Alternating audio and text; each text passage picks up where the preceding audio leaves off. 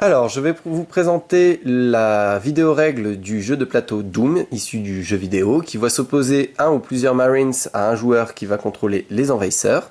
Alors, pour mettre en place le jeu, c'est très simple. Tout d'abord, on va choisir un scénario. Donc là, j'ai choisi de vous montrer à genoux parmi les morts. Le joueur envahisseur, qui est le seul à voir ce plan, va mettre en place la salle de départ avec les Marines correspondants.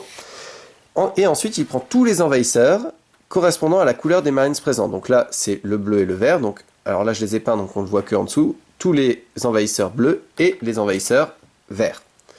Il peut ensuite, si vous jouez avec l'extension, modifier en prenant en compte cette petite planche de correspondance, autant d'envahisseurs qu'il le veut pour les changer en d'autres types d'envahisseurs. Par exemple, les zombies, il peut les changer en zombies commando. Alors c'est intéressant de garder un peu de tout pour la stratégie du joueur envahisseur qui va être beaucoup plus intéressante. Par exemple, je peux prendre ce zombie commando et enlever un zombie normal. Voilà. Donc il y a d'autres monstres comme on le voit ici.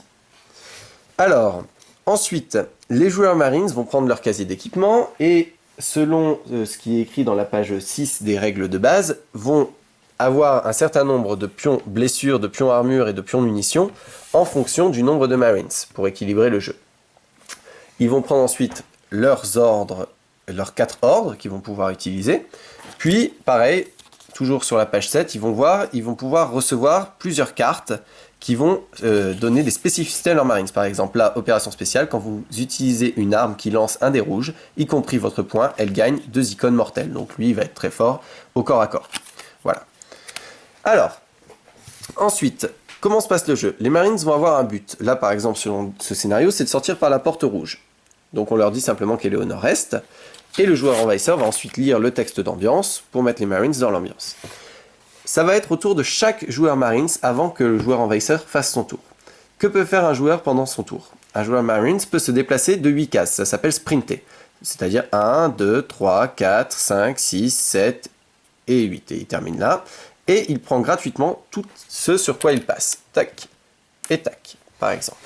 Donc là, c'est sprinter. On peut aller en diagonale, on peut passer à travers des figurines amies, mais on ne peut pas s'y arrêter. On ne peut pas passer à travers des figurines ennemies. On ne peut pas passer à travers les obstacles bloquants, bien sûr. Et si on passe à travers un obstacle qui crée des dégâts, on prend une blessure. Il peut y avoir des téléporteurs. Dans ce cas-là, ça permet de se téléporter à un autre endroit pour une case de mouvement. Dans son mouvement, un Marines peut dépenser 2 points de mouvement pour ouvrir une porte, ou 2 points de mouvement pour la fermer, quand il est adjacent à une porte. Par exemple ici, il est adjacent, voilà. Les envahisseurs pourront faire de même lors de leur mouvement. Donc ça, c'est l'action sprinter. Ensuite, il y a l'action décharger. C'est faire 2 attaques. Alors comment se passe une attaque? Imaginons, nous avons ici un zombie, nous avons notre Marines ici. Il va choisir tout d'abord avec quelle arme il va tirer. Alors, vous avez plusieurs armes au départ qui sont sur la feuille de référence. Vous avez les armes en vert, elles sont toujours avec vous. Vous avez le poing, vous avez le pistolet et vous avez la grenade. Alors la grenade, il faut en avoir, mais dès que vous avez des munitions grenades, vous pouvez l'utiliser. Les petits bandeaux rouges en dessous veulent dire que c'est uniquement des attaques au corps à corps. Donc là, par exemple, notre Marines n'est pas au corps à corps, il n'a pas encore de grenade, donc il ne peut utiliser que son pistolet. On regarde, il a les munitions sur son casier, juste ici, donc il peut l'utiliser. Il va ensuite prendre, ce qu'on voit ici, un dé jaune et un dé vert. Alors tout d'abord, il va vérifier la ligne de vue. La ligne de vue, c'est qu'on peut tracer entre le centre de la case du Marines et le centre de la case de l'envahisseur une ligne de vue.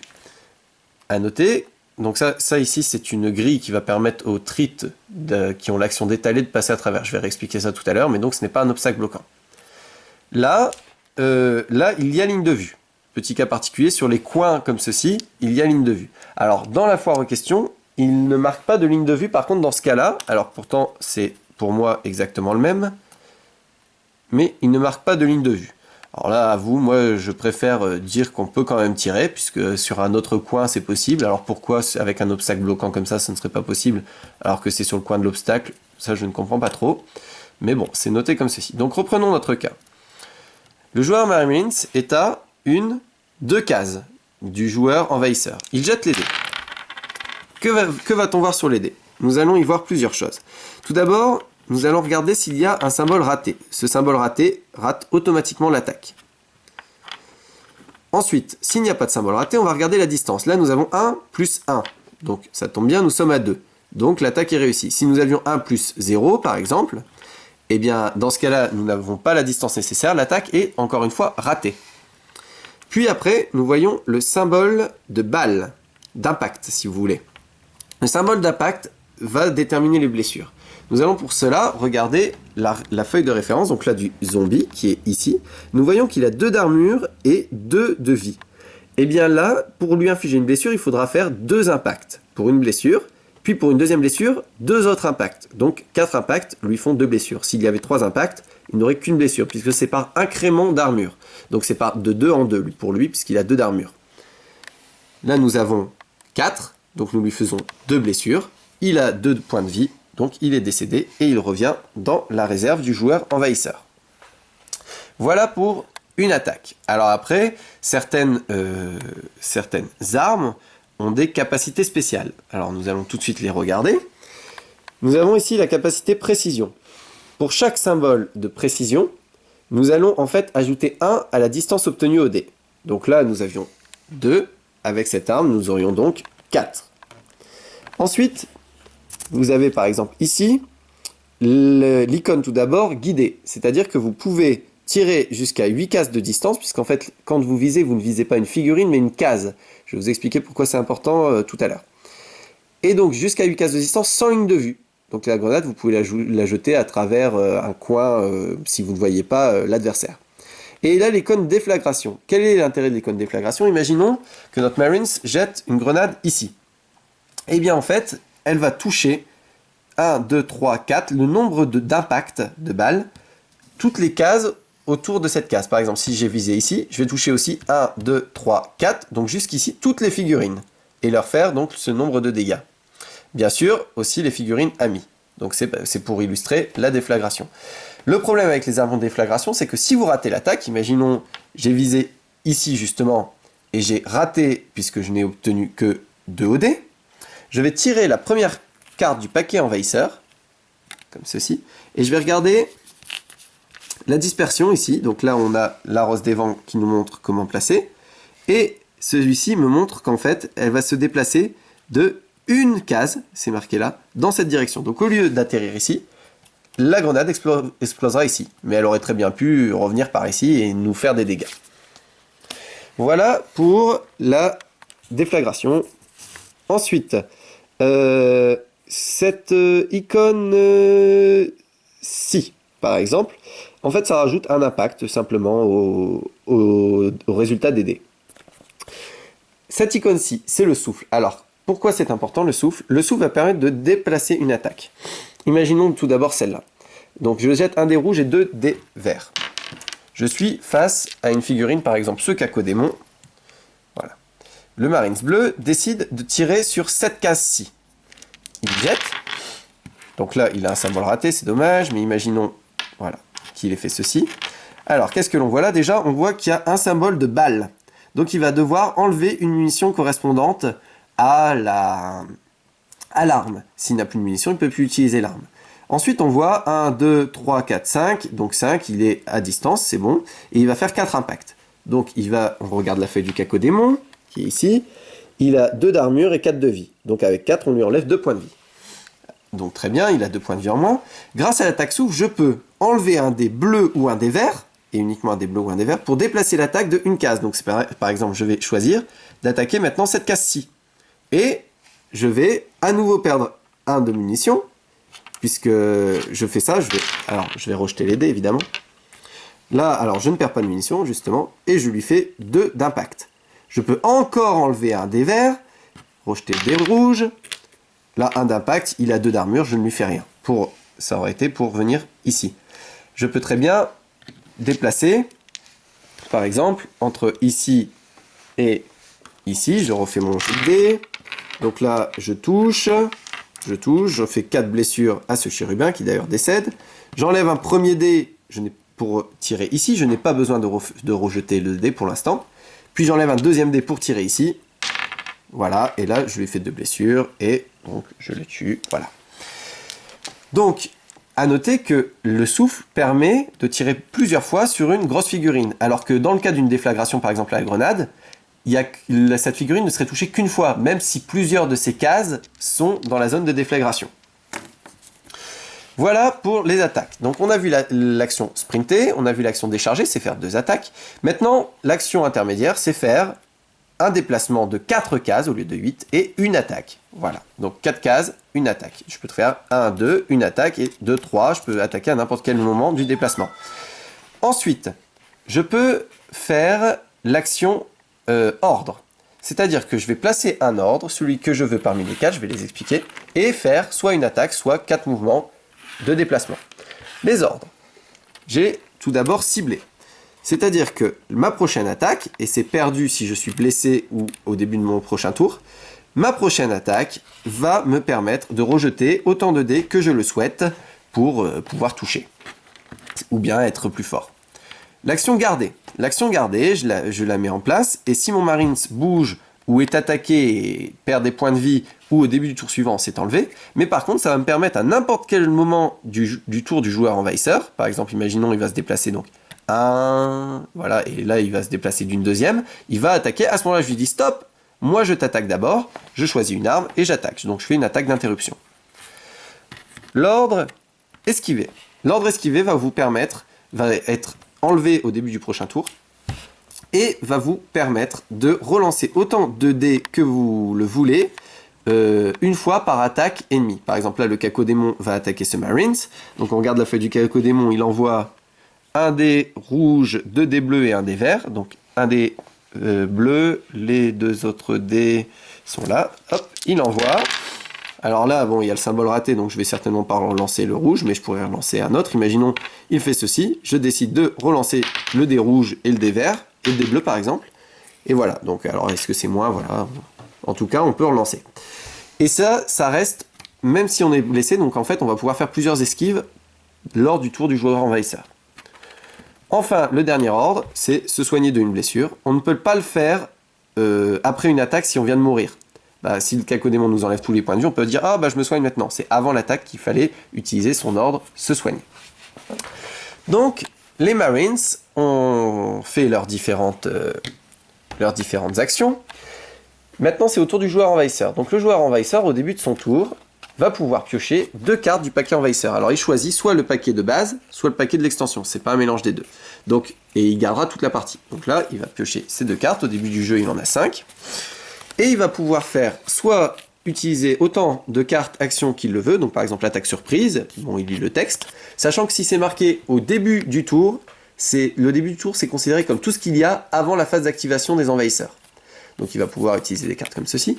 Puis il va pouvoir pondre avant d'activer son envahisseur. Donc par exemple, là, il peut pondre un démon. Alors bien sûr, s'il le veut, il peut pondre quelque chose correspondant. Donc là, ce qui est correspondant au démon, dans l'extension, avec l'extension, c'est celui-ci. Donc il va choisir entre l'un ou l'autre. Puis, donc, il va le pondre hors de la ligne de vue des Marines. Donc exemple, si les Marines sont comme ceci, ils n'ont pas de ligne de vue sur cette case-ci. Par contre, ils ont ici, donc là, ils ne pourraient pas le mettre. Mais imaginons que les Marines se sont mis comme ceci. Ils ont fait cette erreur de ne pas voir tout ce qui se passe. Il peut très bien le pondre, donc ici, par exemple. Puis après, il pourra l'activer.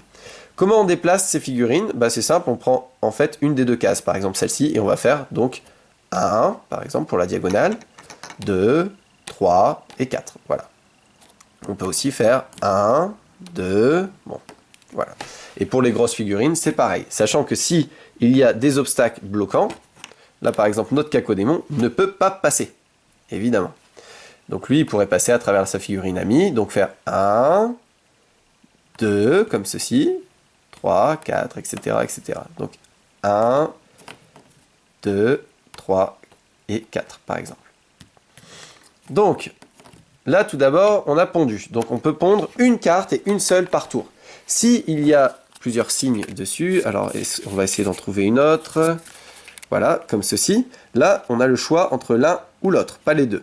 Si par contre, il y a plusieurs monstres sans barre entre les deux, on peut pondre 2 monstres, et pas forcément au même endroit.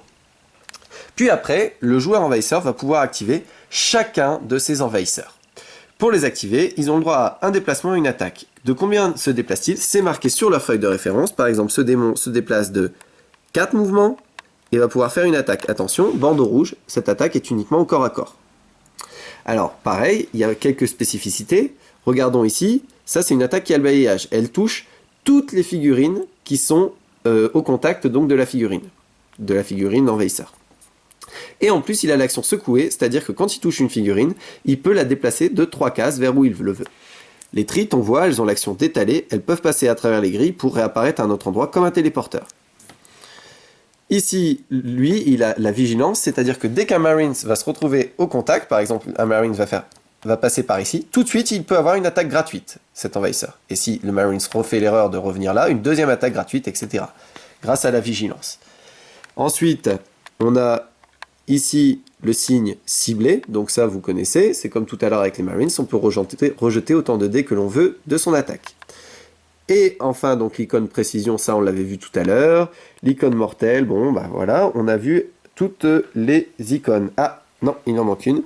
C'est celle de ces créatures-ci.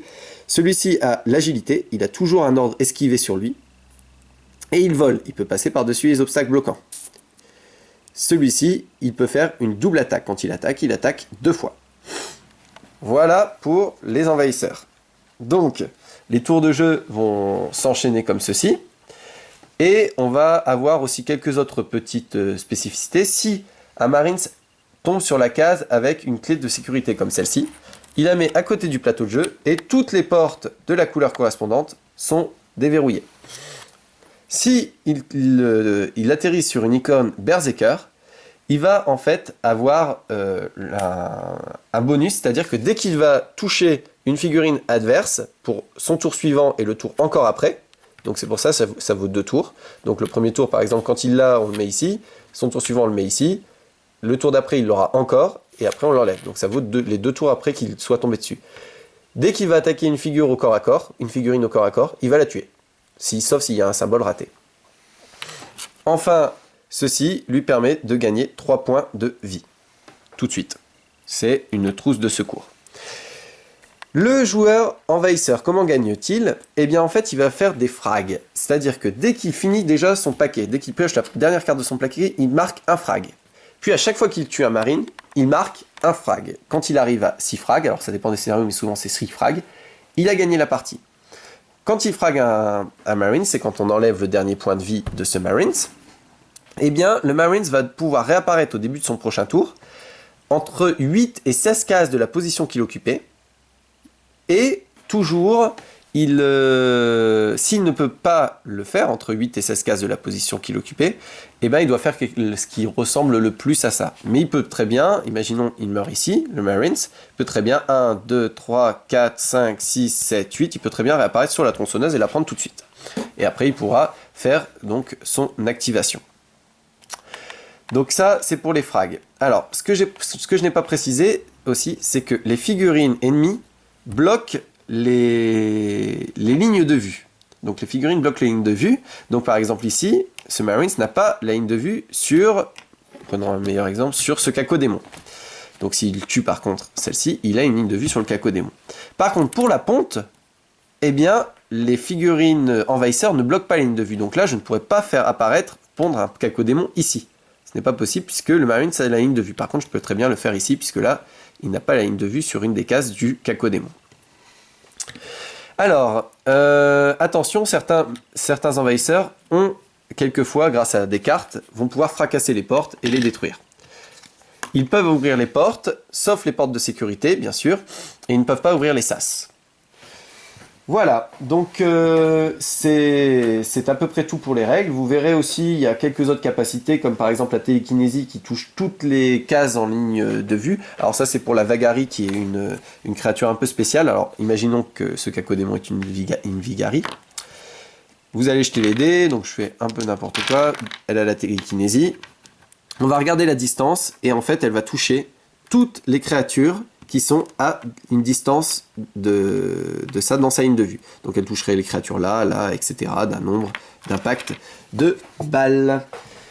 Voilà, donc j'espère que vous y voyez un peu plus clair pour ce jeu, et à bientôt pour une nouvelle vidéo règle.